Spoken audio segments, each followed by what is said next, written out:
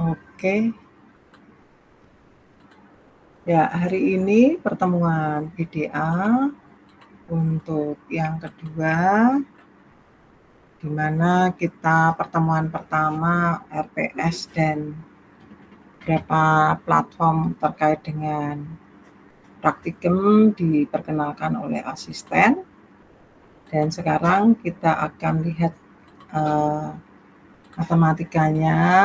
Mungkin ini yang bagian yang paling tidak menyenangkan bagi yang non-mathematician. Tetapi apa boleh buat, karena untuk dasar dari menjelaskan data secara objektif itu kosakatanya adalah matematika, ya. Tapi tidak usah khawatir, cukup direview. Dan nanti bagi teman-teman yang ingin lebih detail, ada banyak platform yang bisa membantu. Nanti saya tunjukkan gimana tuh caranya kerja dengan cepat dengan platform yang ada sekarang, ya. Tidak seperti waktu saya kuliah dulu gitu, ya. Kita bisa memanfaatkan AI yang sudah ada, kemudian bisa membantu kita untuk mendapatkan formulasi matematika maupun alasannya, kenapa hasil yang kita peroleh code-nya seperti itu, termasuk code-nya begitu, ya. Jadi tidak usah khawatir. Baik, jadi minggu lalu kita lihat RPS, kemudian teman-teman ada penugasan review buku gitu, ya. Nanti 15 menit bukunya isinya ini Bu, gitu boleh, ya. Terus di-share di VFLearn untuk saya lebih melihat lebih detail apakah ada effort tambahan yang dilakukan oleh mahasiswa, misalnya membuat codingnya kah, menarasikan dengan cara sendiri kah, dan seterusnya, ya. Itu sementara hanya overview saja bagaimana membaca buku. Nah, di RPS itu kalau saya telusur di sini, ya, RPS-nya di sini belah kiri yang kecil-kecil itu adalah bagaimana teknik pengolahan data, ya, kemudian pembersihan pre-processing data. Di situ tentunya ada machine learning, pemodelan data dan analisis, sehingga butuh statistik, ya, kosakata statistik. Kemudian bagaimana penggunaan platform-platform yang ada seperti Hadoop, Spark, gitu, dan kemudian tentang project. Sederhana kalau diringkas, ya. Nah, kita akan meringkas dengan cara melihat metode-metode itu berdasarkan tipe datanya. Misal di situ data time series, ya. Kemudian berdasarkan metodenya, classification, regression, text analysis, dan mungkin untuk mengolah data yang besar perlu pengertian database. Dan tipe data dalam hal ini mungkin lebih bersifat jenis data, ya. Data numerical, data string, data teks, data gambar, begitu. Nah, ternyata metode-metodenya mungkin kata kuncinya sama, ya. Ada clustering, classification, regression, gitu. Ketika kita kemas terkait dengan jenis-jenis data itu,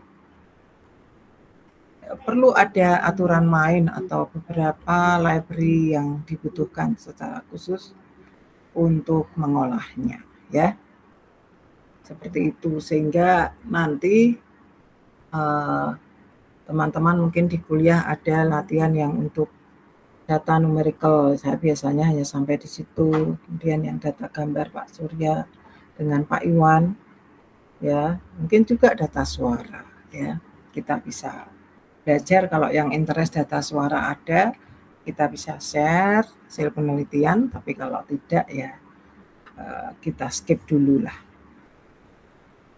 Jadi hari ini mathematical fundamental for big analysis, yaitu kata kunci dalam statistik, kosakatanya apa saja, misalnya rata-rata, ya, median, modus, ekspresi matematikanya seperti apa, variansi, korelasi, hanya recall aja ya. Terus bagaimana itu dimanfaatkan, bagaimana itu di-coding. Nggak usah khawatir yang belum coding, belum pernah atau sudah lama tidak bermain coding. Nanti bisa saya tunjukkan dalam 1 menit, nggak perlu ngetik sendiri. Kita plug in yang dari buku, bisa kita tanyakan ke ChatGPT atau Gemini, atau nanti sore Yosia mengajarkan Black Box AI. Dan yang di bagian saya ini ada PCA, di situ perlu aljabar linier dan SVM, juga perlu aljabar linier. Principal Component Analysis itu PCA, namanya juga prinsip komponen prinsip yang dianalisa. Berarti ada yang tidak prinsip. Ya, ada yang dianggap tidak prinsip. Bagaimana yang memilih yang dianggap prinsip dan tidak prinsip? Karena data itu dianggap big data, maka fitur-fiturnya yang dianggap prinsip dan tidak prinsip itu dipilih, ya, dipilih sesuai dengan interest kita. Mau berapa sih? 10 misalnya dari 50. Ada fitur-fitur atau dalam bahasa kalkulus variabel-variabel gitu ya. Nah, metode itu untuk mencari yang 10 itu tadi dari 50 misalnya. Jadi metode ini mereduksi variabel, mereduksi fitur-fitur gitu ya. Seperti itu. Nah, di situ bagaimana dilakukan? Ada kosakata yang diperlukan dalam PCA, yaitu di aljabar linier, vektor, matriks, vektor kali vektor, vektor matriks kali vektor, kemudian karakteristik dari suatu matriks. Kalau vektor itu adalah daftar bilangan atau daftar data dalam satu daftar kolom atau baris. Kalau matriks itu daftar data dalam baris dan kolom, ya, yang biasa kita susun dalam tabel, maka orang matematik menotasikan dalam bentuk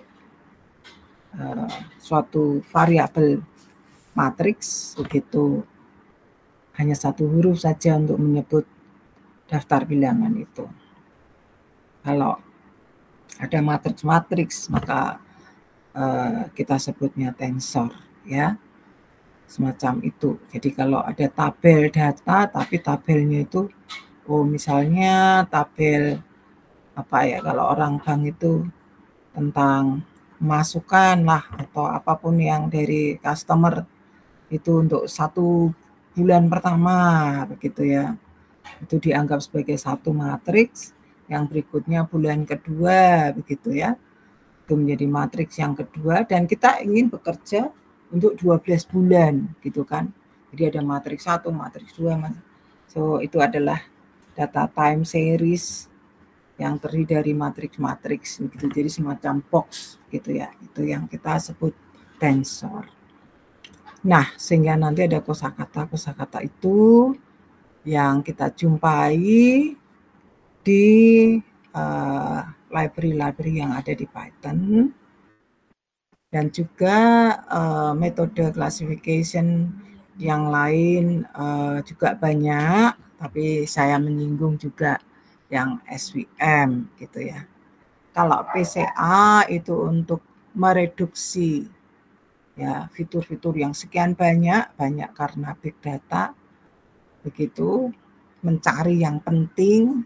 Ada juga yang setara dengan itu yang mungkin dengar seperti diskriminan analisis, faktor analisis gitu ya. Nah, itu esensinya kebutuhannya sama. Ya, kebutuhannya sama. Jadi tidak perlu khawatir dengan berbagai istilah itu ya. Dan SVM support vector machine gitu ya, support vector machine. Nanti bisa kita lihat teorinya. Kemudian penggunaannya. Ya, mengapa metode-metode ini muncul bahkan sebelum big data analysis itu menjadi sebuah diskusi atau menjadi mata kuliah atau menjadi sebuah field tersendiri untuk dipelajari. Jadi karena tadi sudah ada metode yang sudah ada sebelumnya, kemudian di extended keperluannya untuk di big data analysis. Jadi kira-kira seperti itu ya. Jadi suatu ilmu untuk bertumbuh itu bukan dari nol pada mulanya. Jadi selalu merujuk yang sebelumnya apa gitu ya. Oke. Nah, untuk mempermudah saya punya tulisan yang cukup lama tapi cukup membantu yang teman-teman bisa klik ya di sini. Sengaja saya tidak berikan di drive supaya mahasiswa download. Nah ini ya. Di sini ya. Ini tulisan saya di ResearchGate itu banyak sekali dalam bahasa Indonesia yang memang didesain untuk mahasiswa S1 dan ada mainan data yang macam-macam gitu ya. Silahkan. Ini pengarangnya salah ya. Salah klik, nggak tahu menghapusnya saya. Jadi silahkan download di sini. Saya sudah download dan ini hasilnya ya. Begitu. Jadi kita akan menelusur kosakata statistik yang dibutuhkan, tentunya hanya sederhana dari sini. Tentu masih banyak lagi oleh teman-teman yang dari statistik, khususnya dari Prof. Adi dan Prof. Didit. Saya tidak menyinggung banyak ya, cukup yang saya perlukan saja. Jadi nanti diskusi kita di sini, buku ini ya, kemudian kalau waktunya mencukupi, kita masuk ke salah satu metode PCA, tapi juga kosakata matematikanya. Juga ada di buku ini, ya. Dan matematikanya juga. Selain di buku ini, ada tulisan-tulisan saya di ResearchGate, di mana formulasi matematikanya dituliskan untuk bisa memahami apa yang dikerjakan oleh coding. Kalau sudah di coding, dia hanya satu baris saja, sudah selesai. Gitu ya. Nah, nanti di mata kuliah yang lain juga begitu ya. Nanti ada misalnya neural network gitu kan. Ya, nanti matematikanya apa? Codingnya hanya satu baris saja gitu ya. Baik, itu yang akan kita kerjakan dengan saya. Mungkin kalau waktunya mencukupi ya ditambah lagi metodenya gitu ya. Ya, di sini ada clustering method, ada yang disebut classification method. Bagi saya esensinya sama ya. Esensinya sama, mengelompokkan ya. Kenapa metode-metode ini muncul? Ya karena datanya big data dan heterogen sehingga perlu diseragamkan untuk diolah. Ya, untuk diseragamkan itu kan berarti per kelompok-kelompok. Tiap kelompok punya kesamaan sifat yang kemudian barulah dibicarakan. Nah itu kenapa BDA ini muncul ya. Itu maksudnya adalah untuk belajar mengolah data yang big, kemudian diseragamkan. Ya, diseragamkan.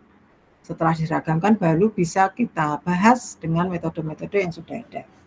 Sederhananya seperti itu sih ya. Menarik toh? Oke, so let us go to the real case. Buku ini ya, silahkan ya. Ini saya susun untuk ilmu sosial dan sains, bahkan sosialnya disebut dulu daripada sains. Apakah sains itu juga ilmu sosial? Ya, dan ini dia 2014 yang lalu begitu dalam menulis, tapi saya senang menggunakan buku ini, tapi teman-teman bisa kok menggunakan sumber yang ada, cuman supaya formulasi-formulasi statistiknya nyambung, terutama ini didesain untuk data multivariat. Ya, multivariat itu apa? data yang lebih dari satu variabel, variat. Ada univariat, ada multivariat. Kalau di kalkulus multivariabel, kalau orang statistik ngomongnya multivariat ya. Saya pengguna statistik, bukan orang statistik ya, jadi silahkan. Nah, di bab ini ya ada notasi-notasi statistik, variansi, matriks kovariansi, ada yang pakai SPSS, kemudian apa itu distribusi normal. Saya bersyukur di data science nggak urusan sama distribusi, langsung diolah gitu ya, supaya segera ketemu jawabannya, karena data science itu sangat dinamik, jadi nggak urusan distribusi. Kalau saya orang statistik tidak akan seperti itu ya. Kita tidak memperhatikan distribusi dulu yang bagaimana, kalau tidak normal bagaimana, normal dinormalkan dan seterusnya gitu. Nah itu bukan ranah saya. Yang penting adalah kita modelkan, kemudian apa yang terjadi. Jadi mungkin kadang-kadang terlanggar teorinya, karena teorinya itu harus datanya semula distribusi normal dulu. Itu sebabnya di sini ada namanya pengujian ya, pengujian distribusi normal, di mana kalau di SPSS mungkin teman-teman yang angkatan lama begitu, SPSS atau di perusahaan-perusahaan itu menggunakan, itu biasanya per variabel begitu ya, ngecek jalannya codingnya itu ya. Nah ini di sini bagaimana mengujinya secara multivariat ya. Kemudian tentang regresi juga, kita sering menggunakan apa itu regresi begitu ya, dan regresi ini bisa dikemas tidak hanya sekedar data nantinya dalam big data itu, tidak sekedar data yang numerical. Nah, kalau contoh di sini data numerical ya. Gitu. Di regresi ini menjelaskan hubungan variabel dependent dengan variabel independent, atau variabel respon dengan variabel prediktornya secara regresi linear yang dibahas di sini, atau kalau di data science itu menyebutnya variabel target dengan fitur-fiturnya ya. Jadi itu yang dikerjakan dalam regresi ya, hubungan, dan kita sebut regresi linear. Apa itu linear? Nanti kita bahas lebih lanjut secara matematik. Berarti ada yang tidak linear ya. Pada dasarnya dunia ini tidak linear ya. Tidak lurus-lurus saja, gronjalan. Non-linear itu seperti itu ya, bahasa Jawanya gronjalan ya. Nah, nanti secara matematik juga ada fungsi-fungsi yang tidak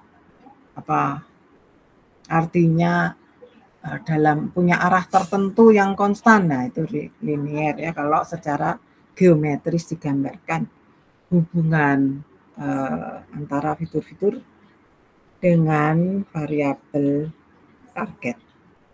Nah, PCA di halaman ini ya, di bab 4 ini dasar-dasar PCA-nya nanti dicermati ya. Kemudian kalau ada orang yang berurusan, saya nggak peduli itu nilai-nilai variabelnya, tapi justru nilai-nilai variansi ya, variansi dari antar variabel itu dianalisis sehingga disebut ANOVA, MANOVA begitu ya. Ini ada dibahas di sini. Kemudian di sini juga ada metode diskriminan. Nah, ini misalnya kalau terkait dengan tempat, maka ada regresi yang memperhatikan tempat yang disebut G-star. Dan ini yang bagian terakhir, di mana itu kontribusi teman saya yang di bidang ini gitu ya. Yang ingin saya sampaikan cukup yang 2 tadi ya, yang ini, dan mungkin juga ada regresi, saya lupa menuliskan berarti ya.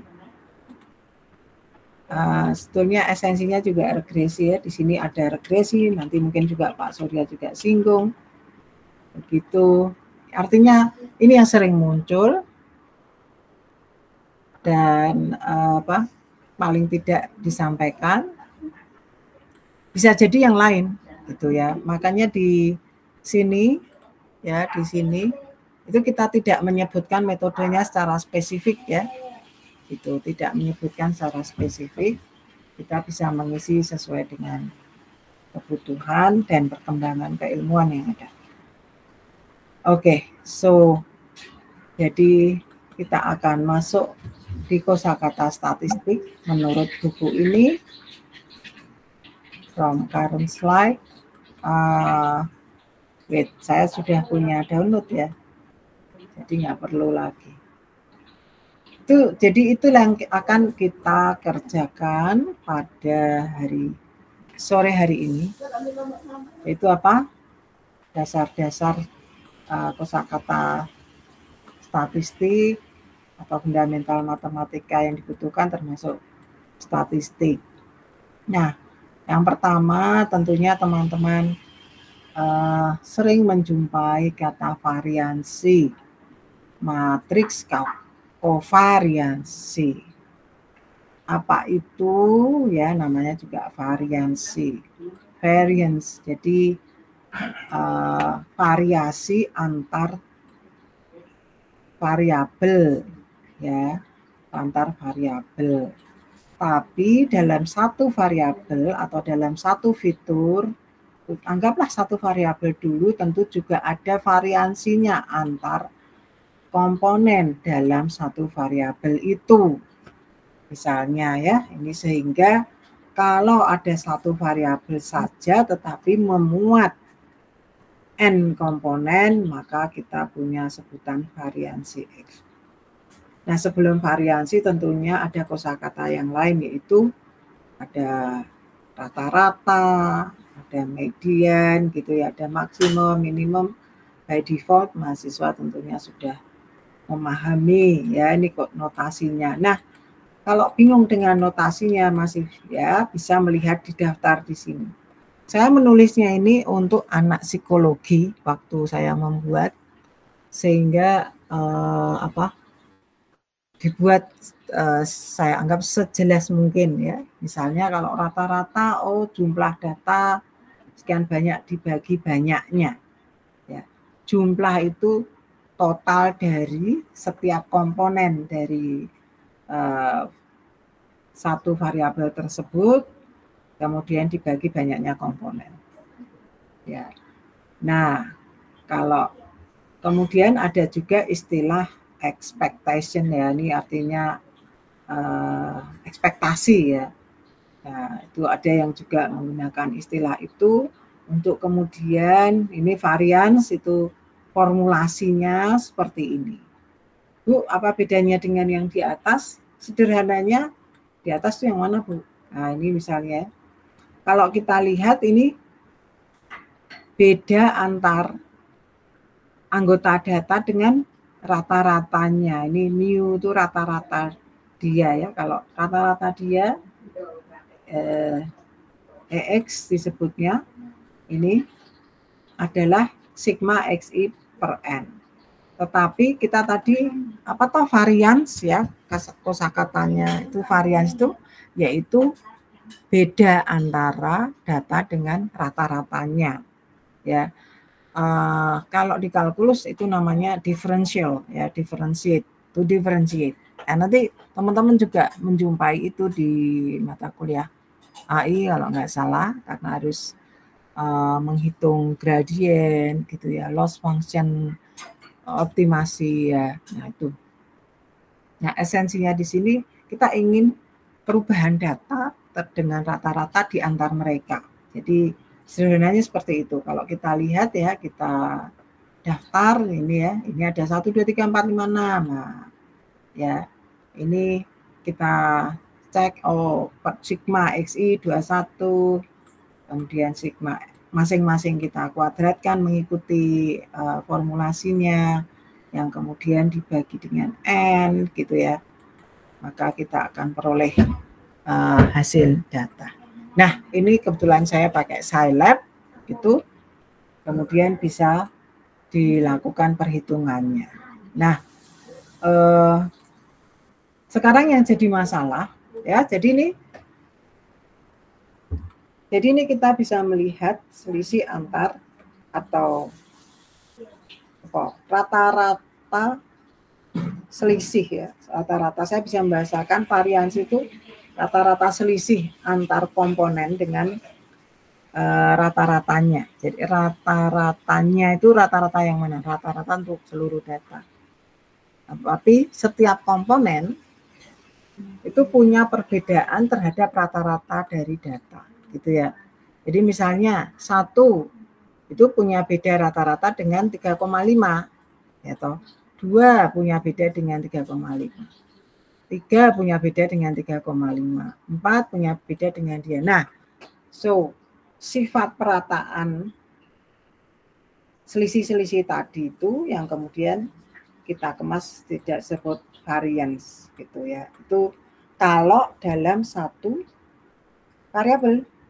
Nah, sekarang yang menjadi masalah kalau ya ini saya sebut variansi menunjukkan perbedaan data terhadap rata-rata.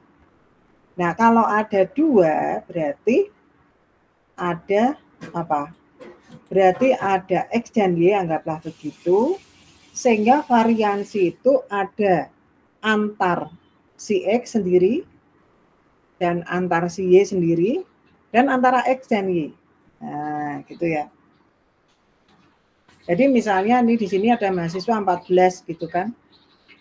Masing-masing punya IPK gitu kan, punya IPK. Saya kemudian merata-rata begitu. Maka dalam kelas ini misalnya rata-ratanya 3,1. Nah, misalnya Pak Dito 4. Ya, 4 berarti 4 min 3,1 kuadrat ditambah, yaitu itu adalah masalah varians. Kemudian siapa Johan misalnya adalah 3 min 3,1 kuadrat ya, ditambah lagi, masing-masing punya varians terhadap seluruh rata-rata kelas. Ini misalnya IPK BDA. Kemudian ada variabel lain lagi, IPK AI, Artificial Intelligence. Anggaplah pesertanya sama, ya. Nah, yang kemudian kita mau bicara tentang variansi IPK antar 2 kelas ini. Nah, jadi kita jumpai apa? Ada varians antar dalam satu kelas BDA, satu kelas AI, tetapi juga varians antar 2 kelas ya. So imagine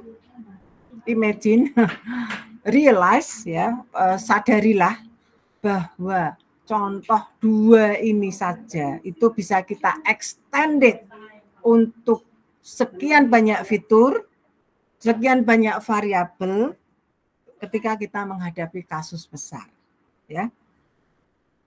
Sehingga menjadi sebuah matriks varians yang kemudian masing-masing antar 2 bervariansi, yang kemudian itu kita sebut sebagai koefisien variansi, yang kemudian disingkat menjadi kovariansi ya.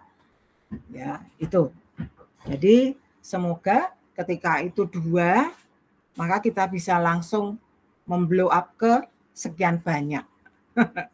Ya, itu apa? Nah, ekspresi matematikanya tentu kita bisa lihat ya, bahwa tadi yang antar satu variabel, satu kelas BDA IPK itu ada di diagonal. Antar satu kelas di AI saja, mahasiswa di AI, kovariansi IPK-nya ada di diagonal kedua. Ya. Simbolnya pakai var X, var Y. Nah, sedangkan yang berbeda itu conv XY atau conv YX, yang berarti di conv diagonal ini itu sama nilainya. Ya, nggak usah khawatir, nanti biarkan coding yang menghitung. Tapi kita tahu dia datang dari mana. Gitu. Nah, ini penting disampaikan konstruksinya karena nanti di PCA kita akan bermain dengan kovariansi ini. Misalnya ya, sekarang peserta BDA 1000. Ya. Kemudian AI juga 1000, anggaplah sama. Maka matriks kovarian tetap 2 kali 2 ya, jangan lupa. Jadi banyaknya data dengan banyaknya fitur, ya betul ya, banyaknya data dengan banyaknya fitur, dalam hal ini banyaknya variabel X dan Y itu berbeda ya. Jadi kalau banyaknya data itu banyaknya, anggaplah banyaknya sampel di dalam X itu 1000. Kalau di sini kelas ini ada 14 begitu, BDA begitu ya. Di AI juga 14, tetapi banyaknya fitur hanya 2. Jadi kita bisa lihat ya, ada 2 variabel di sini X dan Y. Jadi tetap perlu diperhatikan tentang banyaknya sampel ini atau banyaknya data, dalam arti dalam satu fitur itu ya, banyaknya pengamatan dalam satu fitur itu. Biasanya kita menuliskan satu fitur itu dalam satu kolom. Ya, kolom pertama, kemudian kolom kedua untuk fitur yang kedua. Janjiannya begitu. Jadi ketika menampilkan data dalam bentuk baris, fitur pertama X, kemudian isi komponennya itu ke dalam bentuk baris gitu ya, itu akan mengganggu ya. Artinya kita perlu hati-hati lah, idenya seperti itu. Hati-hati menampilkan data ya. Karena nanti ketika kita bermain dengan notasi matriks vektor, kita mau mengalihkan, kita butuh menghasilkan vektor, tapi ini vektor kali matriks supaya bunyi secara matematik seperti apa begitu.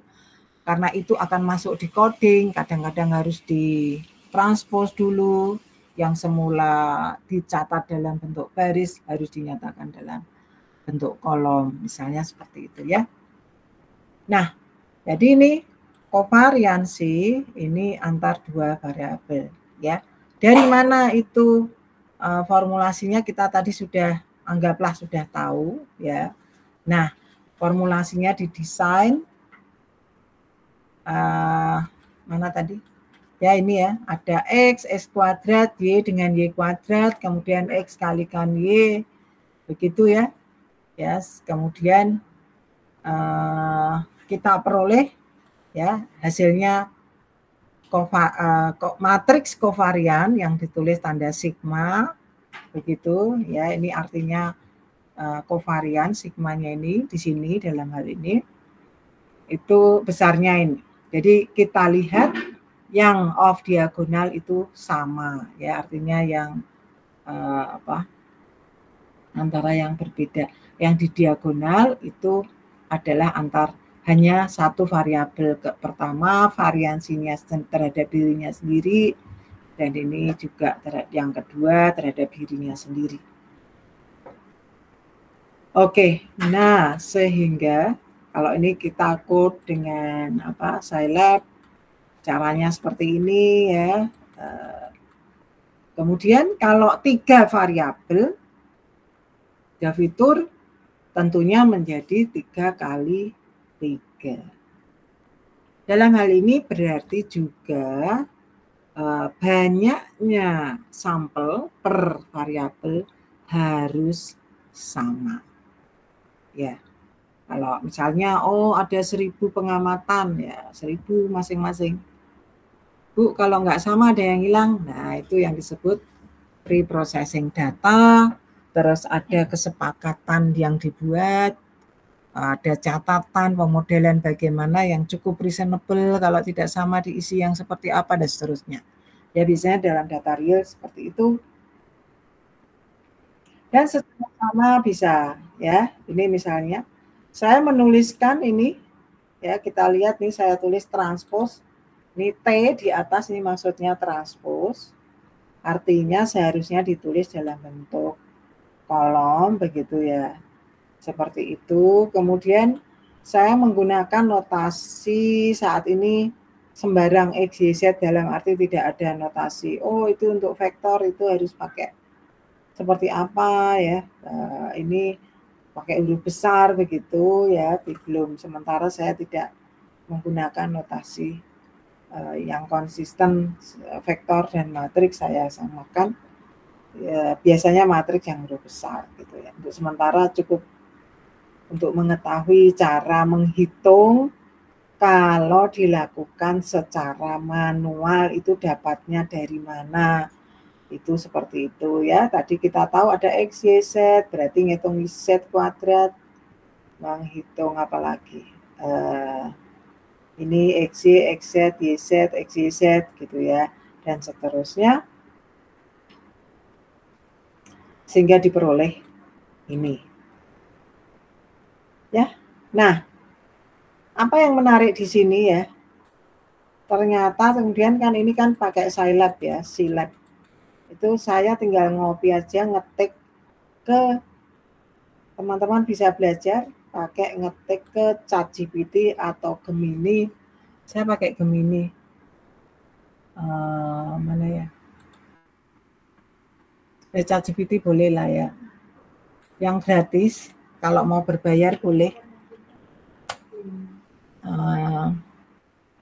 Anggaplah ini saya nih bayar yang berlangganan 50.000 yang dikoleksi untuk mudah menggunakan beberapa tool lab ya, tool lab begitu, beberapa menu begitu ya. Gemini juga boleh. Jadi teman-teman bisa mengcopy ini. Baik kalau di Gemini itu dalam gambar, kalau di ChatGPT kayaknya nggak bisa. Ada yang bisa, ada yang enggak ya. Gimana sih caranya ngitung ini dengan ChatGPT?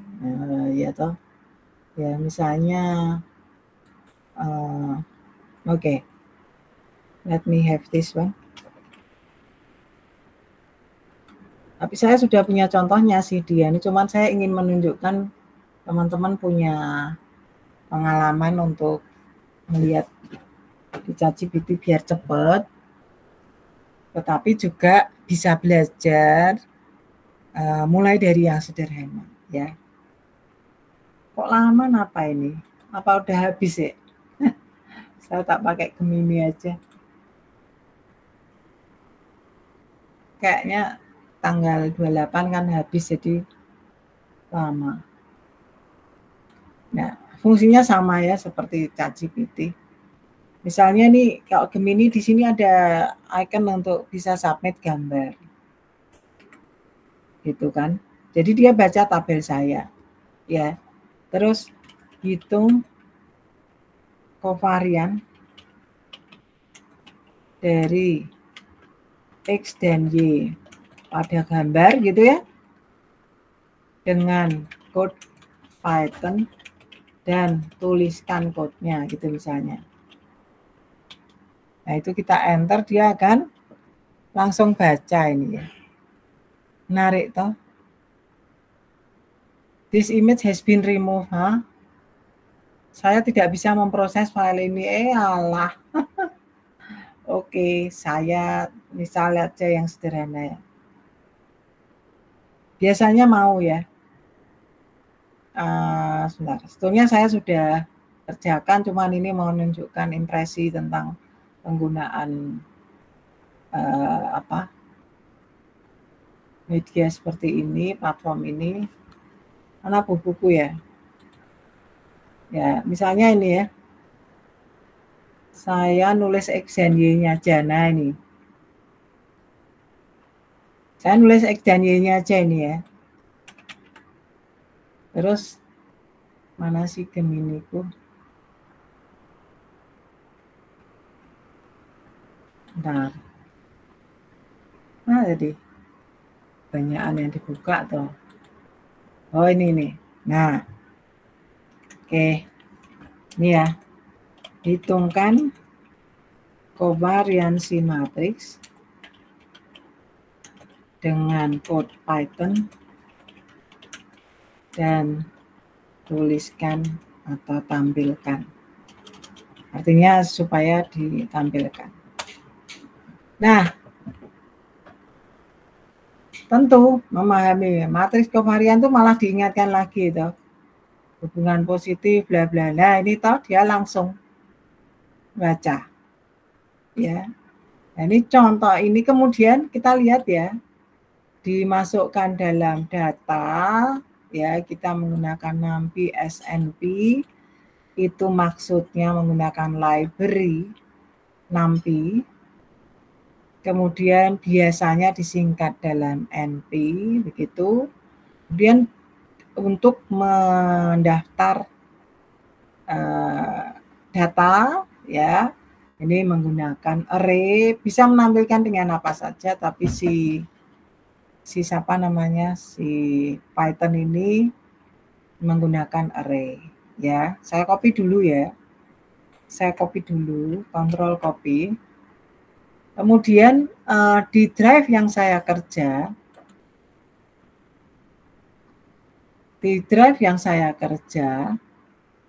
itu saya klik di sini ya. Teman-teman mestinya sudah bermain dengan bagaimana menampilkan Google Colab ini.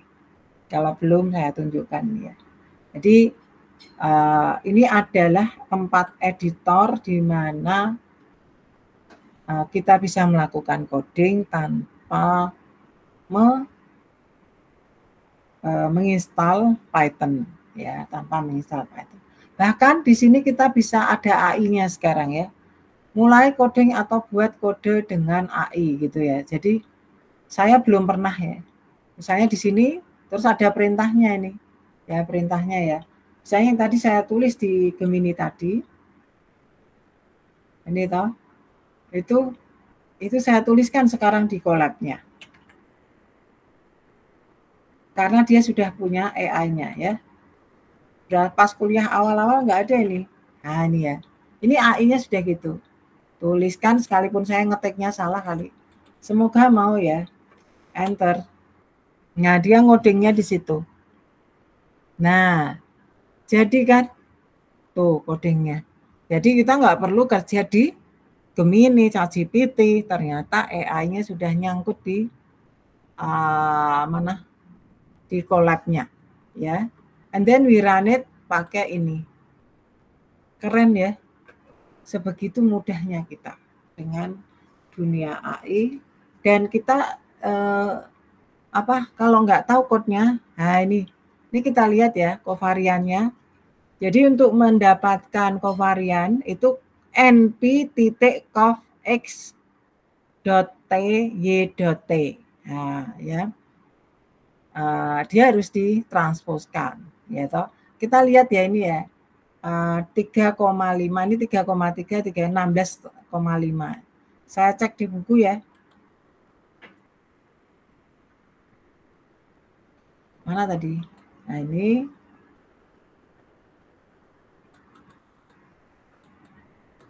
nah, ora podo ora podo. Ora podo. Diperoleh sigma XY 2,9 di sini var X. Nah, ini nih. Di sini cov YX-nya 3,25, di sini 14,9. Bisa ora podo lah, ini membuat panik ya. Kok bisa dia nggak jawab? Ini 14, atau tadi? Ya toh, saya kecilkan ya. Baik ya, jadi jangan hati-hati ya. Kok bisa gitu ya? Makanya saya menghitung dengan rumusnya dulu ya. Ini dari mana nih? kok salah ya, kok nggak sama gitu ya. Jadi 3,5 padahal 2,9 tadi kan jauh tuh nih. Ini 3,3, di buku saya berapa? 3,25. 3,25 ya. Nah, kenapa bisa begitu? Kadang ada yang membuat 1/n dan 1/n-1 ya. Bentar. Ada pembahasan di suatu tempat ya.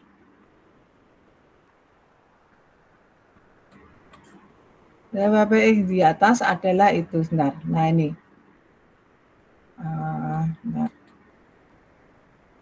Ini yang dengan SPSS, kemudian jendela untuk menganalisis. Ada pembahasan saya di suatu tempat. SPSS 2,914 ya, min 3, benar sekalipun ada karena standar yang kita adalah analisa data dengan SPSS. Ini min 3,25. Apa saya salah ngetik ya? Ya enggak ya. Wong ini kovarian 3,5 ya kan? Kovarian X dan Y 3,5, X1 dan X2.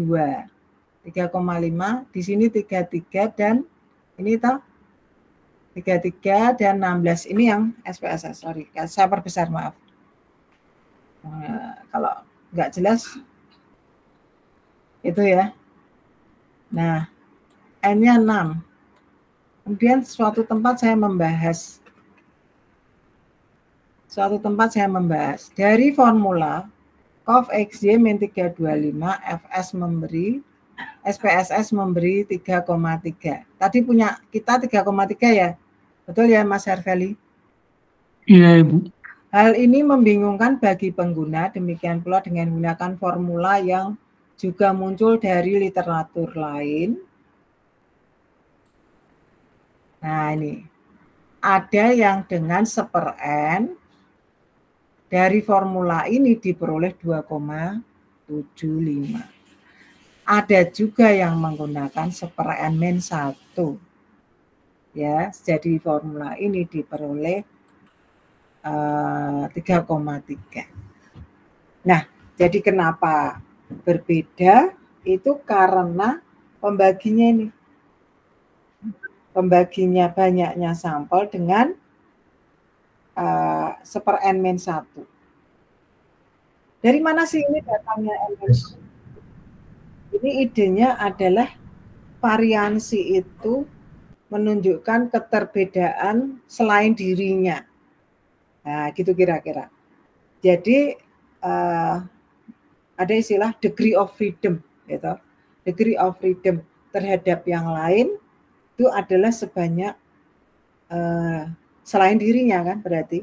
Nah, kemudian formula lain ataupun platform lain ataupun ini seperti SPSS, kemudian mungkin di Excel, kemudian di Python gitu, itu menggunakannya 1/n-1. Atau kita lihat tadi di Colab, saya bukan robot, I'm still here, itu 3,3. Ya, jadi menggunakan 1/n-1. Yang berdampak terhadap perhitungan yang di sini. Ya, kalau ini kan antar dirinya sendiri juga 1/n-1 ya. Itu kira-kira ya. Jadi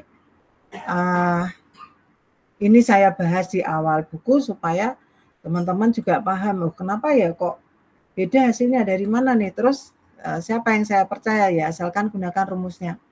Demikian pula untuk variansi setelah dicermati di SPSS itu 1/n-1 gitu ya. Contoh di 14,5 SPSS-nya itu varnya Y 16,56 ya. Nah, oleh karena itu demikian pula korelasi ya. Biasanya orang-orang industri, orang bank, apa-apa suka melihat, menganalisis, lihat korelasinya dulu. Adakah relasi antar variabel ya, antar dua yang berbeda disebut korelasi, itu adalah koefisien relasi. Mengkuantifikasikan sifat kualitatif relasi yang diberi nama koefisien relasi, gitu ya idenya. Nah, itu juga ternyata di SPSS itu 1/n-1. Nah, sehingga mungkin di Python juga begitu, mungkin di Scilab juga beda, di MATLAB juga semacam itu, ya, sehingga ada studi korelasi. Nah, kita bisa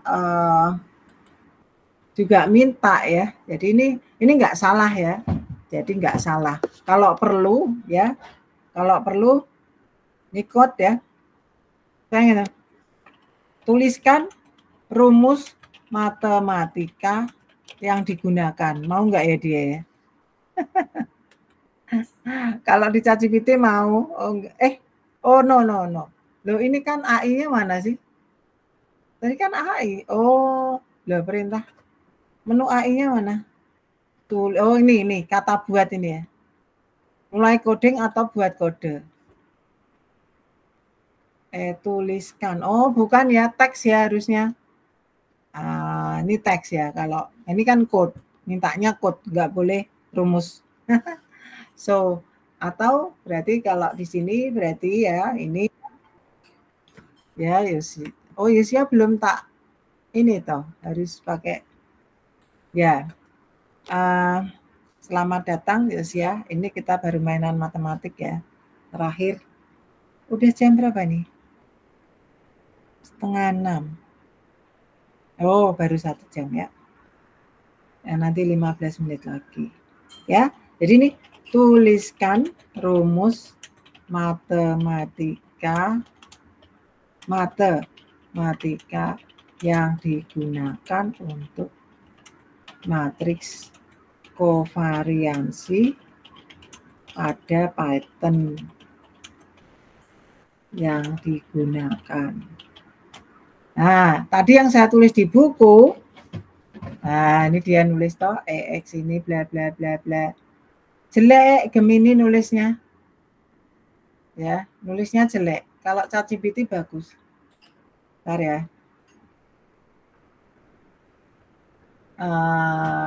Ini nggak enak ya. Nggak ada ini apa. Ini yang sini harus upgrade. Ini mau nggak nih? Tugas kompleks. Nggak mau, udah habis. Yang agak enak apa namanya, yang kompleks gitu. Jadi nulis rumus matematikanya gitu. Cara menuliskan Gemini nggak cantik ya. Nggak cantik ini. Cantiknya seperti apa sih kalau yang ChatGPT? Oh, nggak cantik juga yang bagian kalau saya pakai toolbox ini karena udah mau habis Pak ya. Saya pakai yang ini coba. Ya, jadi silahkan ya teman-teman memanfaatkan fasilitas. Wait. Saya mau pakai akun yang lain aja. Ini dia nggak mau lagi. Udah nggak mau berfungsi atau karena sudah habiskah akun saya, tapi saya mau pakai akun yang lain ya. Tapi coba saya log out dulu ya. Log outnya mana nih?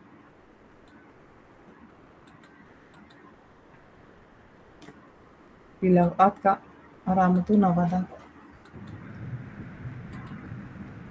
Di log out. Saya mau pakai yang lain gitu. Coba ya. Pakai ini. Terus ChatGPT gitu. Jadi teman-teman juga bisa belajar soal formulanya dari sini, sekalipun mungkin hati-hati cara bertanyanya. Start now. Artinya kita bisa mendapatkan jawaban yang dikehendaki atau tidak ya, kalau cara bertanyanya tidak tahu. Kok sama dengan akun yang sebelumnya ya? Oh ini mau ya, ini ada tanda seperti ini. Tuliskan rumus matematika matriks kovariansi antara dua variabel. Nah, misalnya X dan Y. Itu. Nah, nulisnya tuh lebih cantik secara matematika, lebih formal. Ya. Nah, itu kan 1/n-1. Ya, di Python-nya juga gitu. Jadi artinya teman-teman juga bisa, kalau mau mengcopy, misalnya mau laporan mengcopy gitu, nggak boleh ya, screenshot tempel gitu nggak boleh, harus diketik ulang. Karena saya tahu kalian ini menggunakan ini kan, nah, jadi harus pakai cara matematika. Ya, kemudian komponen biasanya kita nulisnya XI kecil, itu misalnya. Jadi dia menggunakan 1/n-1 rumusnya. Ya. Nah, terus kalau mau menghitung secara manual ya, atau misalnya buatlah code menghitung kovariansi untuk tadi data tadi ya, data tadi ini. Nah, saya bukakan sedikit itu supaya nantinya teman-teman juga bisa mengeksplor sendiri ya, sudah dapat idenya, bisa jalan sendiri cara belajarnya, gitu ya, nggak usah apa namanya banyak-banyak diomongi, tapi sudah terinspirasi bisa jalan. Ya ini toh, itu.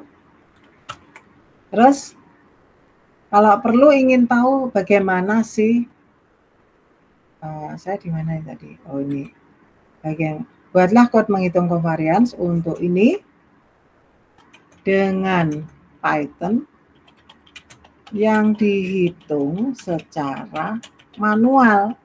Jadi code Python-nya itu hanya alat kalkulator gitu, nggak pakai library COV tadi yang oleh Python gitu ya. Nah ini secara manual, alah 3,3 dia nggak mau. Code-nya mana ini ya toh? Ini kita lihat ya, view analysis. Nah ini code-nya, tak klik view analysis, keluar ini code-nya, ya kan?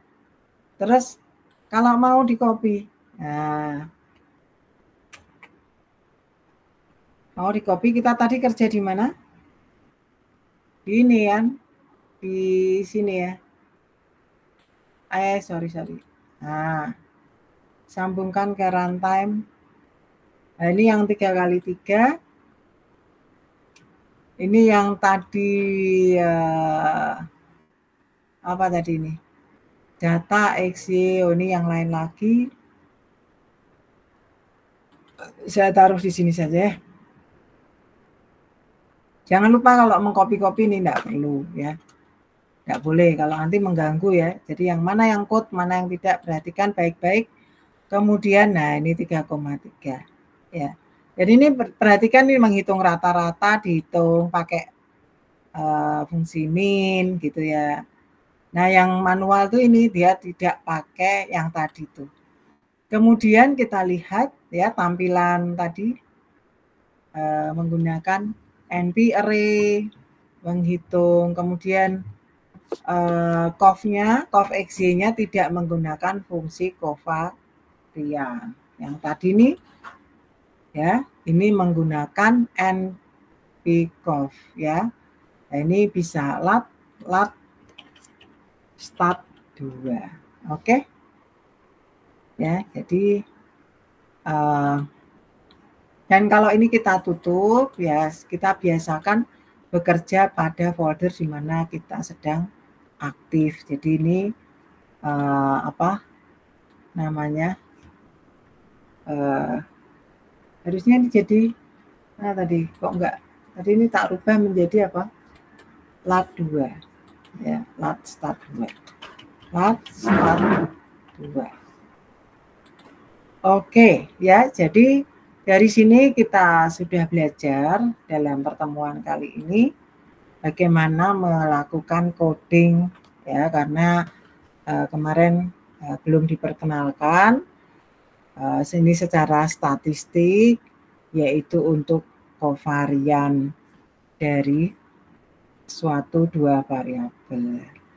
Nah, yang menjadi masalah selanjutnya tentunya ya, bagaimana kalau datanya banyak sehingga perlu dipanggil tapi tidak didaftar seperti ini, karena banyak dalam arti file misalnya seperti yang di sini dari perusahaan.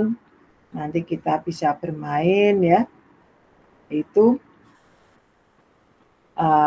datanya adalah data dari suatu perusahaan pertambangan untuk kuliah ya, dan kita taruh pada suatu drive di mana kita bekerja. Misalnya nih, yaitu akan menunjuk pada drive ini misalnya. Nah, kemudian tentunya berarti harus dibuka dulu atau harus dipanggil dulu begitu drive-nya. Nah, itu bisa menggunakan Google Colab Import Drive di sini ya. Ini, Bu, kalau lupa kodenya, yaitu tadi caranya gimana? Silahkan dari internet, dari ChatGPT, misalnya ya, bagaimana memanggil Google Drive ya pada kolaboratory. Nah, itu.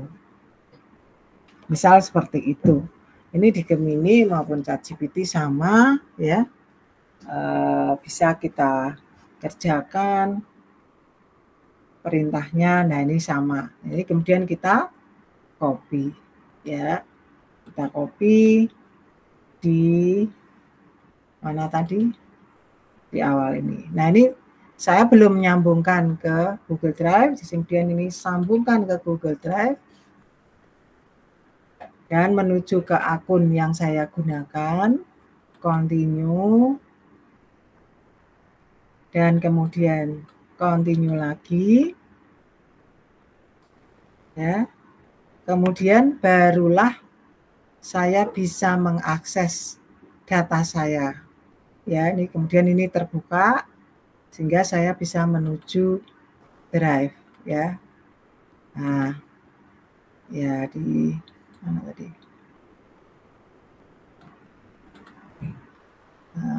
Mana tuh? Saya masang gue dari pelajar, jelaskan sel ini. Tutup. Oh, malah ketutup ya. Jadi nanti bisa mengakses data dengan seperti yang kita lakukan di sini ya. Jadi ini kita buka, kita ulangi, drive already mounted ya, di-mounted gitu. Sehingga kita bisa mengakses data yang kita punyai nantinya ya. Kemudian bisa kita panggil di mana lokasinya, misalnya dari lokasinya di sini. Ya.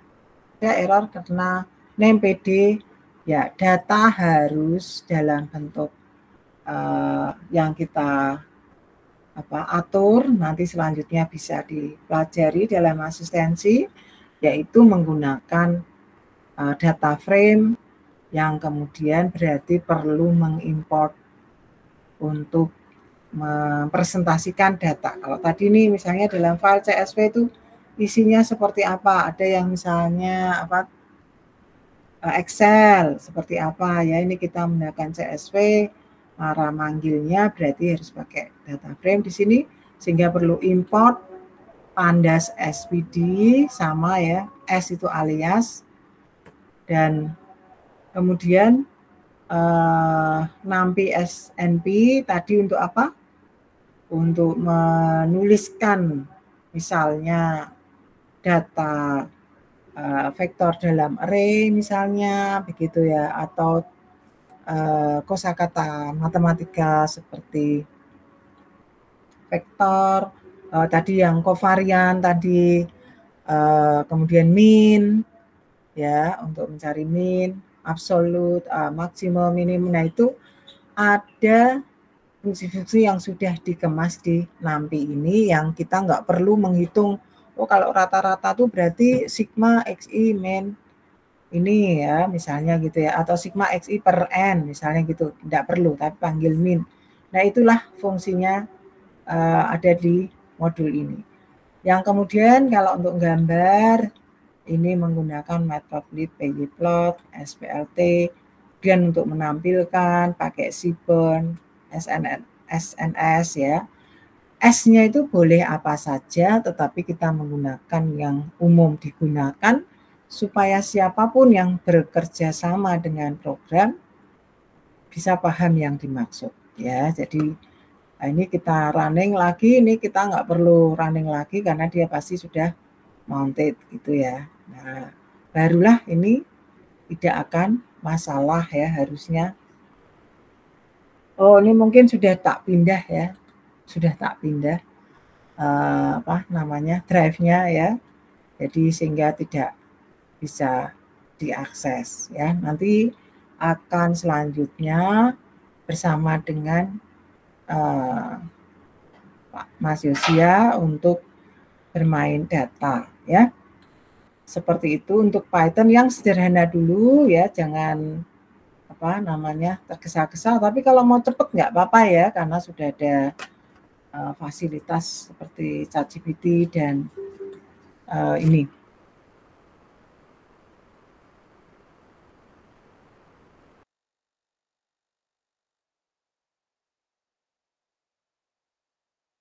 Tes.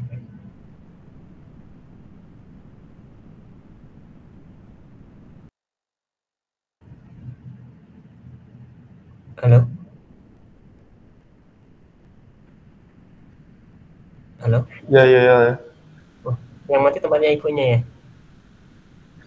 Kayaknya jaringannya ibunya nggak.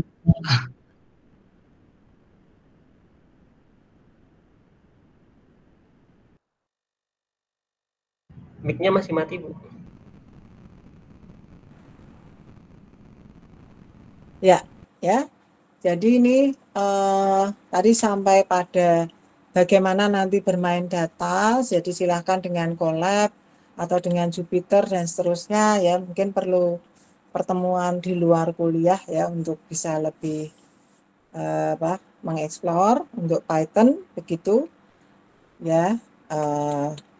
Kemudian bisa memanfaatkan ya, tadi saya sebutkan kalau dengan ChatGPT maupun Gemini bisa menanyakan ya toh codingnya apa, kemudian bahkan rumus matematika yang digunakan apa untuk bisa memahami, dan bahkan maksudnya apa dari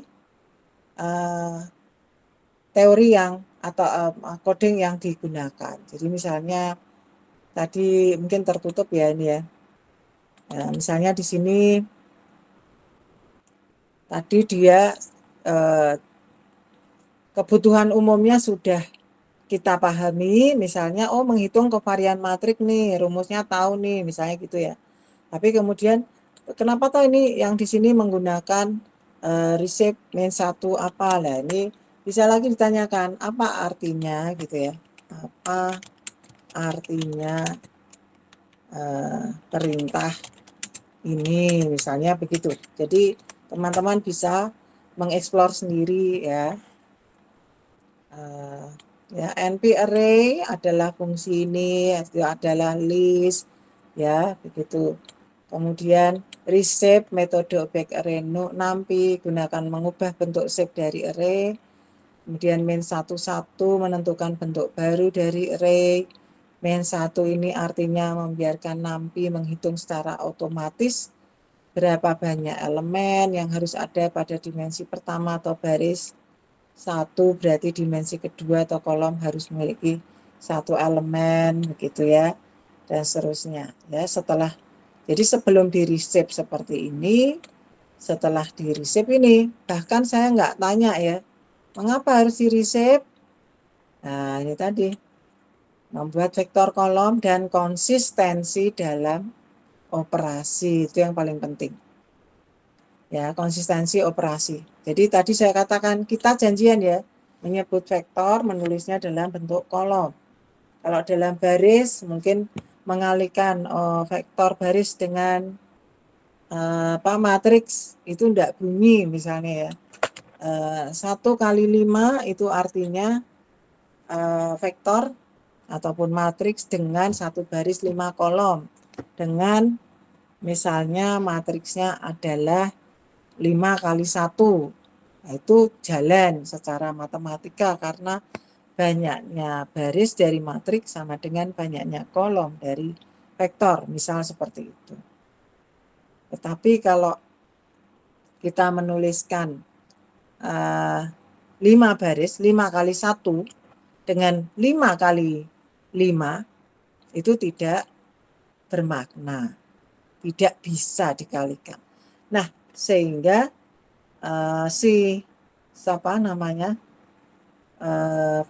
penampilan data ini itu yang misalnya tadi tidak masalah di MATLAB atau Scilab, tapi di Python harus di reshape dulu ya. Itu yang paling sering menjadi masalah buat saya juga ketika kalau mengcoding bentuk data harus diperhatikan.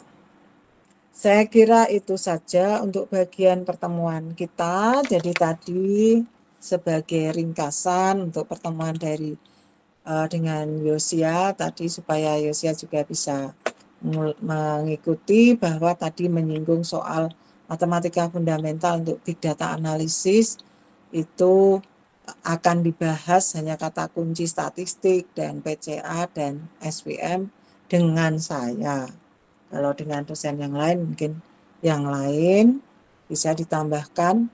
Kemudian kosakata statistiknya diambil dari buku yang saya ambil dari buku saya ya, yang untuk ARAS S1 supaya notasi-notasi ataupun pengertiannya itu mudah untuk diikuti begitu sebelum menjadi big data gitu ya.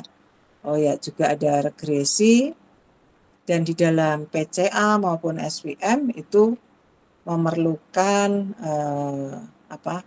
covariance dan matriks covariance, notasi vektor dan matriks, sehingga saya menyinggung soal variance, bagaimana rumusnya, baik itu untuk 1 variabel, 2 variabel, 3 variabel yang bisa kita extended untuk sekian banyak variabel atau biasanya di data science kita menyebutnya sekian fitur ya. Notasinya biasanya per fitur itu dalam kolom-kolom ya, di mana banyaknya fitur biasanya kita sebut dalam notasi P, sedangkan banyaknya komponen dalam tiap fitur itu kita beri notasi N, biasanya begitu ya. Banyaknya sampel. Ya, yang kemudian kita coba untuk data yang kecil ya, sehingga nanti teman-teman bisa mengeksplor lebih lanjut mengapa covariant matriks itu penting nantinya dibutuhkan untuk menentukan karakteristik dari prinsipal komponen analisis untuk melihat nilai eigen, vektor eigen, kemudian kita menyusun komponen prinsipnya dari data yang kita analisis. Demikian pertemuan bagian pertama saya, semoga bermanfaat sehingga untuk bagian ini saya saya recordingnya saya tutup begitu. Mana ini ya, saya bisa nutup mesinnya dari sini juga karena akunnya sama. Stop recording.